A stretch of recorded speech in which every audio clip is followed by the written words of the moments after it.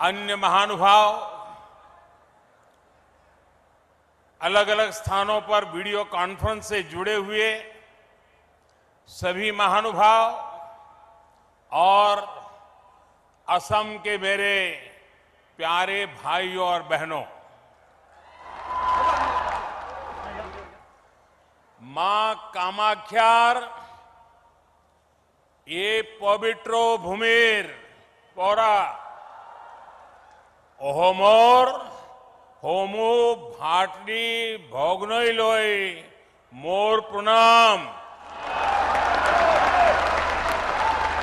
आप सभी को रोंगाली बिहू की बहुत बहुत शुभकामनाएं।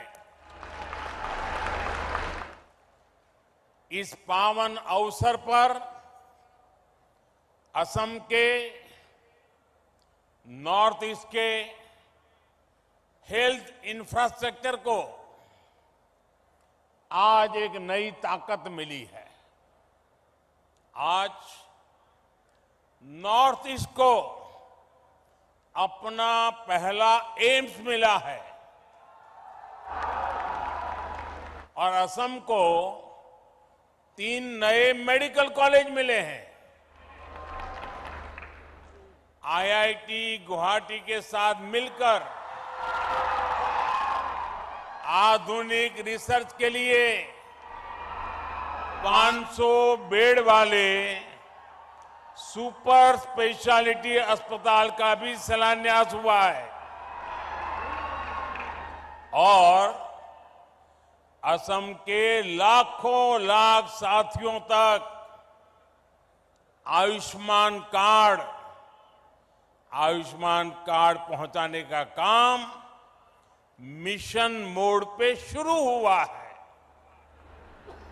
नए एम्स से असम के अलावा अरुणाचल प्रदेश, नागालैंड, मेघालय, मिजोरम और मणिपुर के साथियों को भी इसका बहुत लाभ मिलने वाला है। आरोग्य के इन सारे प्रोजेक्ट्स के लिए आप सभी को, नॉर्थ ईस्ट के सभी मेरे भाइयों बहनों को बहुत बहुत बधाई और बहुत बहुत शुभकामनाएं। भाइयों और बहनों, पिछले 9 वर्षों में नॉर्थ ईस्ट में कनेक्टिविटी से जुड़े इंफ्रास्ट्रक्चर को लेकर बहुत चर्चा हुई है। आज जो भी नॉर्थ ईस्ट आता है तो यहां के रोड, रेल, एयरपोर्ट से जुड़े कार्यों को देखकर प्रशंसा किए बिना रह नहीं सकता है। लेकिन नॉर्थ ईस्ट में एक और इंफ्रास्ट्रक्चर पर बहुत तेजी से काम हुआ है और वो है सोशल इंफ्रास्ट्रक्चर। यहां शिक्षा और स्वास्थ्य की सुविधाओं का जो विस्तार हुआ है वो वाकई दोस्तों अभूतपूर्व है। पिछले वर्ष जब मैं डिब्रूगढ़ आया था तो असम के अनेक जिलों में मुझे एक साथ कई अस्पतालों का शिलान्यास और उद्घाटन करने का अवसर मिला था। आज एम्स और 3 मेडिकल कॉलेज आपको सौंपने का मुझे सौभाग्य मिला है। बीते वर्षों में असम में डेंटल कॉलेजों की सुविधा का भी विस्तार हुआ है। इन सभी को नॉर्थ ईस्ट में लगातार बेहतर होती रेल रोड कनेक्टिविटी से भी मदद मिल रही है। विशेष रूप से गर्भावस्था के दौरान महिलाओं को जो समस्या आती थी वो अब दूर हुई है। इससे माता और बच्चे के जीवन पर संकट बहुत कम हुआ है। आजकल एक नई बीमारी देखने को मिल रही है। मैं देश में कहीं भी जाता हूं, उत्तर में, दक्षिण में, नॉर्थ ईस्ट में, पिछले 9 वर्षों में हुए विकास की चर्चा करता हूं तो कुछ लोगों को बहुत परेशानी हो जाती है। ये नई बीमारी है। वो शिकायत करते हैं कि दशकों तक उन्होंने भी देश पर राज किया है, उन्हें क्रेडिट क्यों नहीं मिलता। क्रेडिट के भूखे लोगों और जनता पर राज करने की भावना ने देश का बहुत अहित किया है। अरे जनता तो जनार्दन का रूप होती है, ईश्वर का रूप होती है। पहले वाले क्रेडिट के भूखे थे, इसलिए नॉर्थ ईस्ट उन्हें दूर लगता था। एक परायेपन का भाव उन्होंने पैदा कर दिया था। हम तो सेवा भाव से, आपके सेवक होने की भावना से, समर्पण भाव से आपकी सेवा करते रहते हैं। इसलिए नॉर्थ ईस्ट हमें दूर भी नहीं लगता और अपनेपन का भाव भी कभी भी कम नहीं होता है। मुझे खुशी है कि आज नॉर्थ ईस्ट में लोगों ने विकास की बागडोर आगे बढ़कर खुद संभाल ली है। वो नॉर्थ ईस्ट के विकास से भारत के विकास के मंत्र को लेकर आगे बढ़ रहे हैं। विकास के इस नए आंदोलन में केंद्र सरकार एक दोस्त बनकर, एक सेवक बनकर, एक साथी बनकर सभी राज्यों के साथ काम कर रही है। आज का ये आयोजन भी इसी का एक जीता जागता उदाहरण है। साथियों, दशकों तक हमारा पूर्वोत्तर कई और चुनौतियों से जूझता रहा है। जब किसी सेक्टर में परिवारवाद, क्षेत्रवाद, भ्रष्टाचार और अस्थिरता की राजनीति हावी होती है, तब विकास होना असंभव हो जाता है। और यही हमारे हेल्थ केयर सिस्टम के साथ हुआ। दिल्ली में जो एम्स है वो 50 के दशक में बना था। देश के कोने कोने से लोग आकर दिल्ली एम्स में इलाज कराते थे, लेकिन दशकों तक किसी ने ये नहीं सोचा कि देश के दूसरे हिस्सों में भी एम्स खोलने चाहिए। अटल जी की जब सरकार थी तो उन्होंने पहली बार इसके लिए प्रयास शुरू किए थे, लेकिन उनकी सरकार जाने के बाद फिर सबका ठप पड़ गया। जो एम्स खोले भी गए, वहां व्यवस्थाएं खस्ताहाल ही रही। 2014 के बाद हमने इन सारी कमियों को दूर किया। हमने बीते वर्षों में 15 नए एम्स पर काम शुरू किया। 15।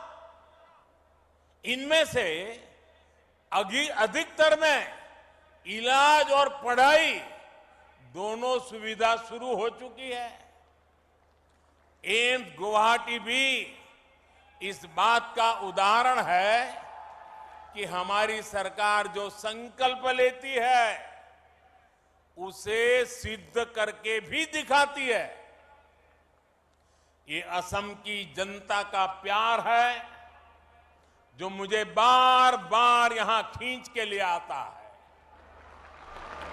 शिलान्यास के समय भी आपके प्यार ने मुझे यहां बुला लिया और आज लोकार्पण के समय भी आपका प्यार बढ़ चढ़ करके, और वो भी बिहू के पवित्र समय, यहां मुझे आने का अवसर मिल गया। ये आपका प्यार ही है।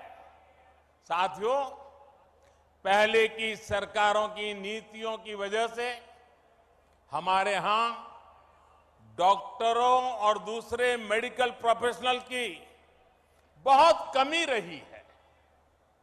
ये कमी भारत में क्वालिटी हेल्थ सर्विस के सामने बहुत बड़ी दीवार थी। इसलिए बीते 9 वर्षों में हमारी सरकार ने मेडिकल इंफ्रास्ट्रक्चर और मेडिकल प्रोफेशनल बढ़ाने पर बड़े स्तर पर काम किया है।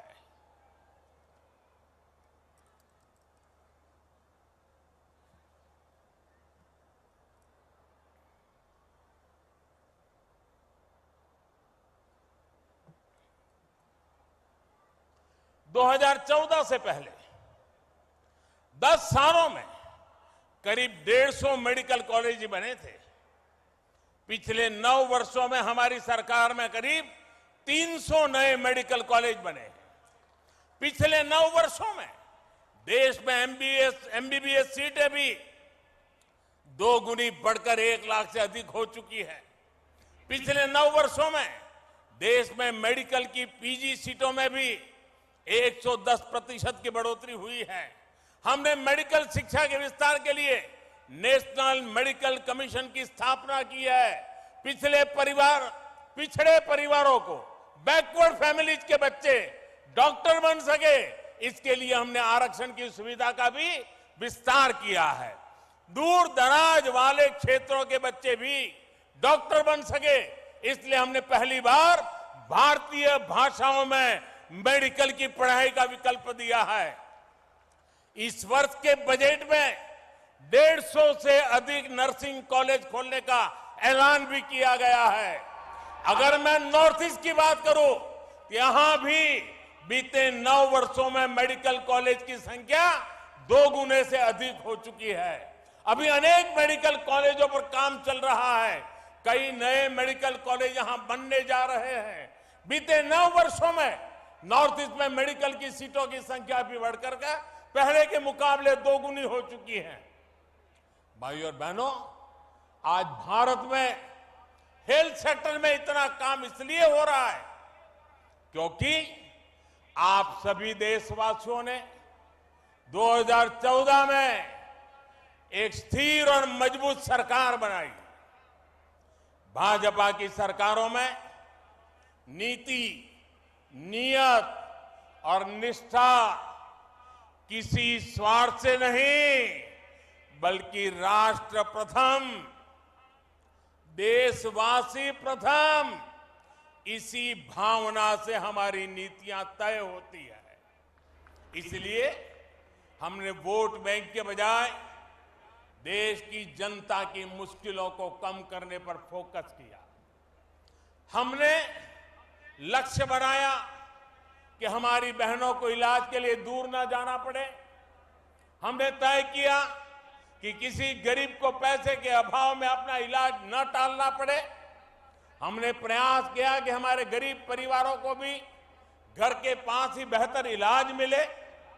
साथियों, मैं जानता हूं कि इलाज के लिए पैसे ना होना गरीब की कितनी बड़ी चिंता होती है। इसलिए हमारी सरकार ने 5 लाख रुपए तक का मुफ्त इलाज देने वाली आयुष्मान योजना शुरू की।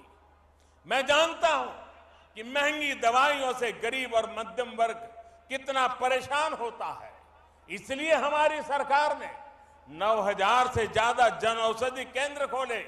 इन केंद्रों पर सैकड़ों दवाइयां सस्ते में उपलब्ध कराई। मैं जानता हूं हार्ट के ऑपरेशन में, घुटने के ऑपरेशन में गरीब और मध्यम वर्ग का कितना ज्यादा खर्च हो रहा था, इसलिए हमारी सरकार ने स्टेंट की कीमतों को नियंत्रित किया, नी इम्प्लांट की कीमतों को नियंत्रित किया। मैं जानता हूं कि जब गरीब को डायलिसिस की जरूरत होती है तो वो कितना परेशान होता है, इसलिए हमारी सरकार ने हर जिले में मुफ्त डायलिसिस वाली योजना शुरू की, लाखों लोगों को इसका फायदा पहुंचाया। मैं जानता हूं गंभीर बीमारी का समय से पता लगना कितना जरूरी होता है, इसलिए हमारी सरकार ने देश भर में 1.5 लाख से ज्यादा हेल्थ और वेलनेस सेंटर खोले हैं, वहां जरूरी टेस्ट की सुविधा दी है। मैं जानता हूं कि टीबी की बीमारी कितने दशकों से गरीबों के लिए बहुत बड़ी चुनौती बनी हुई है, इसलिए हमारी सरकार ने प्रधानमंत्री टीबी मुक्त भारत योजना अभियान शुरू किया। हमने बाकी दुनिया से 5 वर्ष पहले ही भारत को टीबी से मुक्त करने का लक्ष्य रखा है। मैं जानता हूं कि बीमारी किस तरह गरीब और मध्यम वर्ग के परिवार को बर्बाद कर देती है, इसलिए हमारी सरकार ने प्रिवेंटिव हेल्थ केयर पर फोकस किया। बीमार हो ही नहीं, बीमारी आए ही नहीं, इस पर फोकस किया। योग, आयुर्वेद, फिट इंडिया अभियान चलाकर हमने लोगों की निरंतर सेहत के प्रति जागरूक किया है। साथियों, आज जब मैं सरकार की इन योजनाओं की सफलता देखता हूं तो खुद को धन्य मानता हूं कि गरीब की इतनी सेवा करने का परमात्मा ने और जनता जनार्दन ने मुझे आशीर्वाद दिया। आयुष्मान भारत, प्रधानमंत्री जन आरोग्य योजना आज देश के करोड़ों गरीबों का बहुत बड़ा संबल बनी है।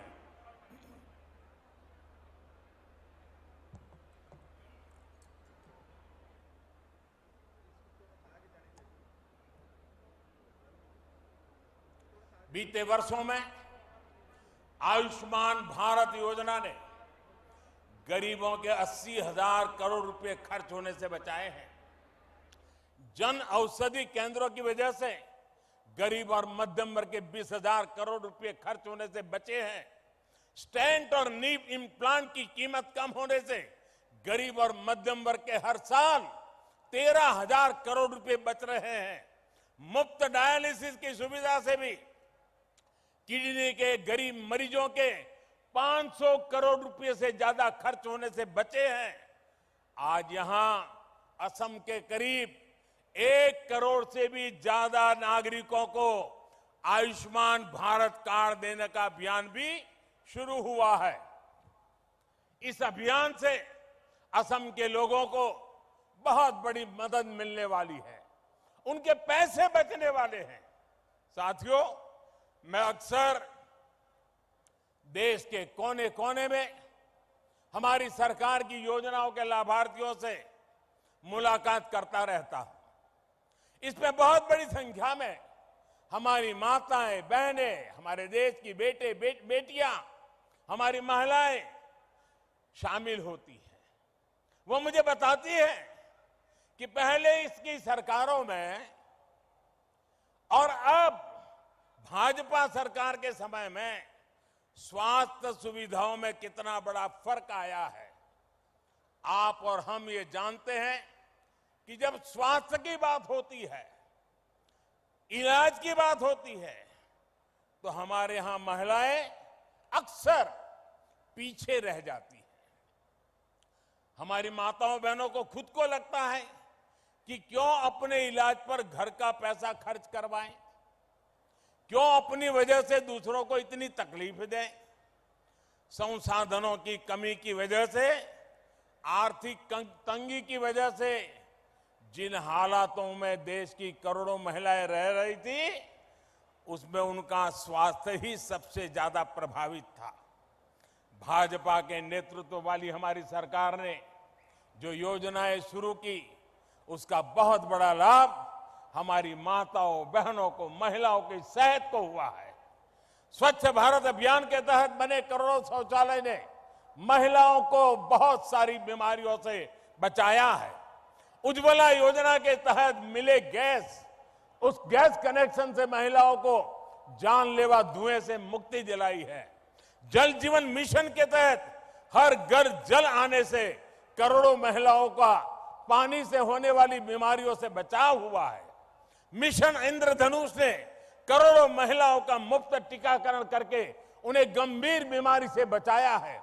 आयुष्मान भारत योजना ने महिलाओं को अस्पताल में 5 लाख रुपए तक के मुफ्त इलाज का भरोसा दिया है। प्रधानमंत्री मातृ वंदना योजना ने महिलाओं को गर्भावस्था के दौरान आर्थिक मदद दी है। राष्ट्रीय पोषण अभियान ने महिलाओं को पौष्टिक भोजन मुहैया कराने में मदद की है। जब सरकार संवेदनशील होती है, जब गरीब के प्रति सेवा की भावना होती है, तो ऐसे ही काम किया जाता है। साथियों, हमारी सरकार भारत के हेल्थ सेक्टर का 21वीं सदी की आवश्यकता के मुताबिक आधुनिकीकरण भी कर रही है। आज Ayushman Bharat digital health mission से देशवासियों को डिजिटल हेल्थ आईडी दी जा रही है। देश भर के अस्पतालों, हेल्थ प्रोफेशनल्स को एक प्लेटफॉर्म पर लाया जा रहा है। इससे एक क्लिक पर ही देश के नागरिक का पूरा हेल्थ रिकॉर्ड उपलब्ध हो जाएगा। इससे अस्पतालों में इलाज की सुविधा बढ़ेगी, सही डॉक्टर तक पहुंचना सरल होगा। मुझे खुशी है कि इस योजना के तहत अभी तक लगभग 38 करोड़ डिजिटल आईडी बनाई जा चुकी है। इसमें 2 लाख से अधिक हेल्थ फैसिलिटी और 1.5 लाख से अधिक हेल्थ प्रोफेशनल वेरीफाई हो चुके हैं। आज ई संजीवनी भी घर बैठे बैठे उपचार का पसंदीदा माध्यम बनती जा रही है। हम सुविधा का लाभ देश भर के 10 करोड़ साथी ले चुके हैं। इससे समय और पैसा दोनों की बचत सुनिश्चित हो रही है। भाइयों और बहनों, भारत के हेल्थ केयर सिस्टम में परिवर्तन का सबसे बड़ा आधार है सबका प्रयास। कोरोना के संकट काल में भी हमने सबका प्रयास की ताकत देखी है। दुनिया के सबसे बड़े, सबसे तेज, सबसे प्रभावी कोविड टीकाकरण अभियान की प्रशंसा आज दुनिया कर रही है। हमने मेड इन इंडिया वैक्सीन बनाई, उन्हें बहुत कम समय के भीतर दूर दूर तक पहुंचाया। इसमें आशा वर्कर, आंगनवाड़ी कार्यकर्ता, प्राइमरी हेल्थ केयर वर्कर से लेकर फार्मास्यूटिकल सेक्टर तक के सारे साथी ने शानदार काम किया है। इतना बड़ा महायज्ञ तभी सफल होता है जब सबका प्रयास हो और सबका विश्वास हो। सबका प्रयास की भावना के साथ हमें आगे बढ़ना है। आइए सबका प्रयास से स्वस्थ भारत, समृद्ध भारत के मिशन को हम पूरी निष्ठा से आगे बढ़ाएं। एक बार फिर एम्स और मेडिकल कॉलेज के लिए असम के लोगों को मैं फिर एक बार बहुत बहुत बधाई देता हूं। और आपने जो प्यार दिखाया, इतनी बड़ी तादाद में आशीर्वाद देने आए, आपको प्रणाम करते हुए, आपका धन्यवाद करते हुए मेरी वाणी को विराम देता हूं।